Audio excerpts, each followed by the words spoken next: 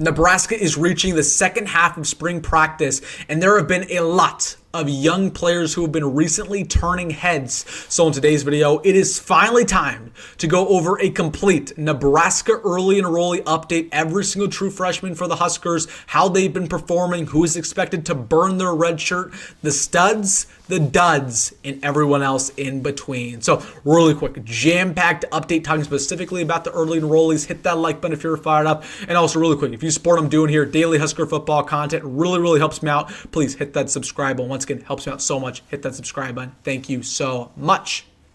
But without further ado, let's get into it with this jam-packed Nebraska early enrollee update, how the true freshmen have been performing so far throughout spring practice.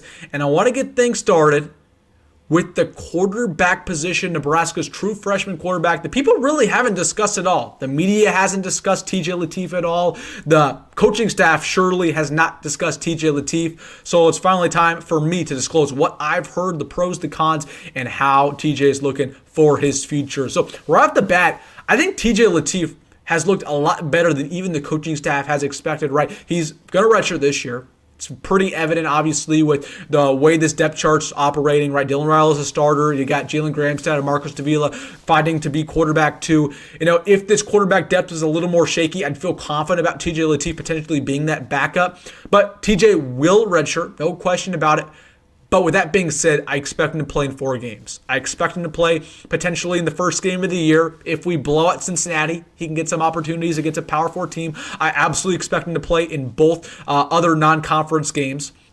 TJ Lateef, they're going to get this guy on the field, and he's played very well in spring practice. The thing that I've been impressed the most from what we've heard, the ability to make plays off script, right? He's not necessarily a dual threat quarterback, but he definitely has the most legs out of everybody in this current quarterback room. He can get outside the pocket, find somebody deep. So that's something that we've already heard about, you know, TJ Lateef and how he's been performing. The accuracy has been really good. The arm strength's been solid, right? He's continuing to learn the playbook at a high level. Obviously not ready to potentially start because he's not going to start, but he's learning the playbook. He's come here with the right mindset. He's a competitor. He's built a lot of good friendships already with some of these younger receivers. Cortez Mills is one of his best friends on the team, along with Isaiah MOZEE, Dawson Merritt. So, you know, TJ Lateef, he's fitting right in. Okay, he's made Lincoln his home already. Obviously, sometimes it's a little bit of a culture shock coming in from California, but he's played really well. But he's going to redshirt. But I really like his future. I just hope he sticks with Nebraska, right? Like, he just needs to know it's going to take some time for him to develop. But obviously, hopefully, when Dylan goes to the NFL after year 3, we can give the reins to TJ. He's going to be a really good quarterback when that time comes. So, want him to be patient, but he's been really good in spring practice. I'm buying a lot of TJ Lateef stock, and I'm going to hold on to it for a couple years. Let's talk about the receivers, because that's been the big storyline. Not one, but 2 receivers who are expected to burn their red shirts. I want to get things started with the guy who's played the best out of the 2, and this is Isaiah MOZEE, 6'1" receiver coming out of Kansas City, former Oregon commit. I mean, Isaiah, one more needs to be said about Isaiah MOZEE. He has the best run after catch ability of any single receiver on this team already. He is slippery fast. He is incredibly quick feet. You feel good about him in the slot. You feel good about him, you know, in the backfield even. I could see Isaiah MOZEE play a Wan'Dale Robinson type role for the Big Red. I could really see that. Kind of like even like a Ja'Cory Barney role from last year, where we would just get Ja'Cory Barney the ball on these short yardage plays, you know, a little slant over the middle, or a little screen, or a little jet sweep, just to get the ball in his hands. That's exactly what I expect from Isaiah MOZEE. And again, we've seen that so far in spring practice, right? The elusiveness, the ability to beat guys off the line of scrimmage, pause. Again, he's just an overall baller, a playmaker. I loved Isaiah MOZEE coming out of high school. I'm so excited that he's living up to his potential, and he is not going to redshirt according to Dana Holgorsen. At least that's the trajectory that he's on. Got to continue to stack these days up. Cortez Mills has really come along. We didn't hear too much about him at the beginning of spring practice, but in these last 2 weeks, really been good for Cortez Mills' development. He's bought in, man. He's come here with the right mindset. He's come here to get paid, and not the NIL paid. He's coming here to get NFL paid. Again, already one of the best hands on the team. Great catch radius, going up and get jump balls. Really solid route running, even better than what I expected from what we've heard. He's just one of those players where you got to put him on the field. You just can't redshirt. You got to put your talent on the field, and Cortez Mills is that talent. He's one of those players. He's one of the reasons why we canceled the spring game, because you don't want teams to see him and say, hey, you could come start as a true freshman here we're going to offer you couple $1,000 and see what happens. So Cortez Mills has been really, really balling out. I'm just, again, focused on him off the field. Can he continue to dial in, learn the playbook at a high level, do everything right from Monday to Friday? If that happens, Cortez Mills is going to be a really, really good player.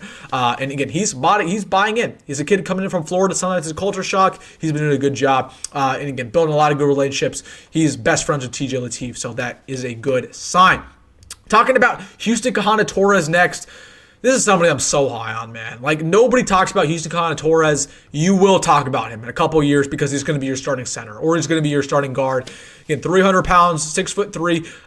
Just from a physicality standpoint, let's take everything else beside, okay? From a physicality look standpoint, he does not look like a true freshman. He has so much good weight on him. There's not a bunch of bad fat on him. He looks huge. He looks like a seasoned veteran, okay? So you could put him next to Teddy Prohaska. You could put him next to Henry Letufsky, and he looks just as big, just as physical. He's been balling out, and he balled out in winter conditioning. He looked the part. He's put on a lot of good weight, continuing to do that.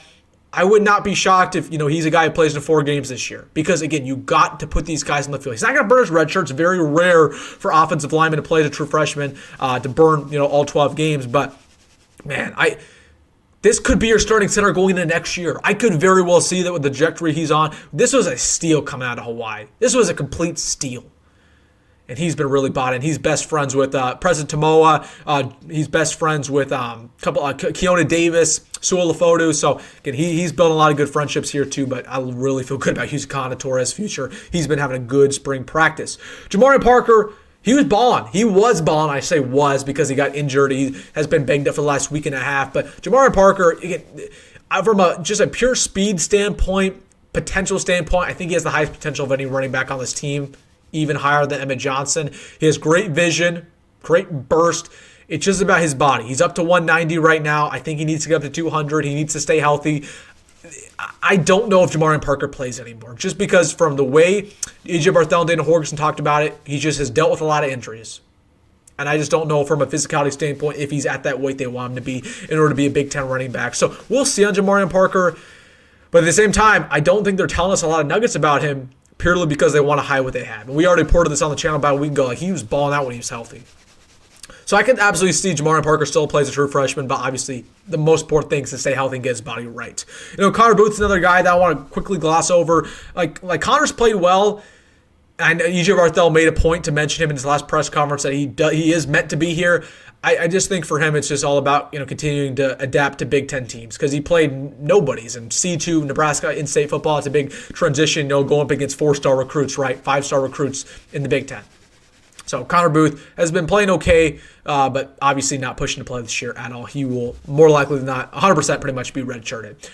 I want to talk about Bryson Weber because this is somebody that nobody talks about who has really, really played well, over the last couple weeks. Now, first things first, I don't expect Bryson Weber to play on defense this year, but I absolutely expect him to play a lot on special teams, potentially not redshirt. I think he might, play all 12 games as a special teams player. He's a very physical corner, right? At that 6'2" spot, 180 pounds. I believe he's up to about 190 at this point in time. We saw a little bit of a clip from him last week where he was very physical, poking balls free, right? So I think Bryson Weber is somebody who has a very high ceiling for Nebraska. He has good speed. He's going into his 3rd year of even playing the position of cornerback. He started playing when he was a junior in high school. So he's still new to the position, but Bryson Weber's really come along recently. Don't expect him to play this year at defense, but he's somebody you're going to hear his name called on special teams. He's probably going to play in 12 games. Talking about the other early enrollees, those are pretty much the big names who've played well, who, are going to probably get on the field this year. The other guys, again, Jackson Carpenter, wide receiver, haven't really heard much. He's been injured the most of spring practice. He's now back with injury. No other offensive linemen that we signed are on campus. No other defensive linemen that we signed are on campus. Dawson Merritt, obviously injured, has not played at all spring ball. He will not probably play as a true freshman just because he has not gained as much weight because of his injury. Christian Jones has played. He's not going to play as a true freshman. Have not heard great Christian Jones nuggets. It's going to take time once again for him to develop. This is always my thing about Christian Jones. From a potential standpoint, he's an NFL talent. But he's so raw, and he's been raw. So he won't play as a true freshman. Then Pierce Newberry, has been injured as well from time to time. I think he is out for all the spring ball. So those are pretty much it. Got Caden Vermoss, Tanner Turk. Honestly, I'm not gonna lie to you, have not heard anything about those guys, so they probably aren't playing extraordinarily well, as you'd expect from true freshmen. Most true freshmen don't really play as it is. So wanted to give you guys an update talking specifically about the true freshmen for Nebraska, the early enrollees. Let me know your thoughts down below. Who do you think is gonna play the most? Not name the wide receivers. Who do you think is gonna play the most out of all the true freshmen for Nebraska? Let me know in the comment section. Hey, if you made this far in the video, you know what to do. Hit that like button and subscribe. As always, folks, go by Rhule. See you in the next one.